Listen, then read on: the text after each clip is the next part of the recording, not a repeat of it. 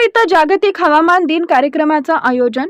मनुष्याच्या बाबतीत अन्न पाण्याविना कोण किती दिवस जगेल हे ज्याच्या त्याच्या शारीरिक क्षमतेवर अवलंबून आहे, पण हवेशिवाय तो 5 मिनिटं सुद्धा जगू शकत नाही हे त्रिकाल बाधित सत्य आहे।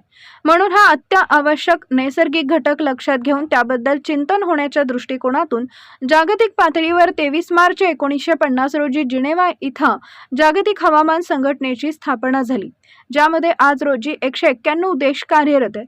उपयुक्त विश्लेषण जागतिक हवामान दिन कार्यक्रमाचे आयोजक गजानन मुलंगे यांनी महात्मा ज्योतिबा फुले विद्यालय रिसोड इथं केले। कार्यक्रमाकरता अध्यक्ष म्हणून विठ्ठल सारोळकर तर प्रमुख अतिथी म्हणून आदर्श पर्यावरण शिक्षक विठ्ठल सरनाईक प्रामुख्याने उपस्थित होते। कोरोना कालखंडाची आठवण करून देत सरनाईक यांनी मानवी जीवनामध्ये ऑक्सिजनचे महत्त्व पटवून दिले।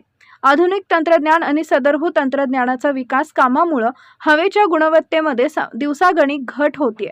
आजपासून 50 वर्षापूर्वी 80% शेतकरी पौष्टिक आणि रवेदार बिन पाण्याच्या गव्हाचं उत्पन्न घेत असत। सद्यस्थितीत शेतातील गव्हाच्या पिकाचे कमीत कमी 5 वेळा सिंचन केल्याशिवाय पीक घरात येत नाही।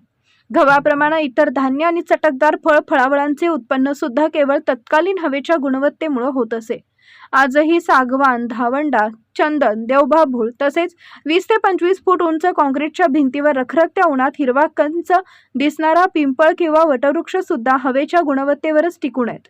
यामध्ये तिळमात्र शंका नाही। विकास कामं तर आपण थांबवू शकत नाही, पण नको तो अनावश्यक विकास किंवा मानवी मनावर संयम राखत वस्तू खरेदीवर मर्यादा ठेवून वातावरणातील वाढते प्रदूषण कमी करू शकतो, हे तेवढंच खरं आहे।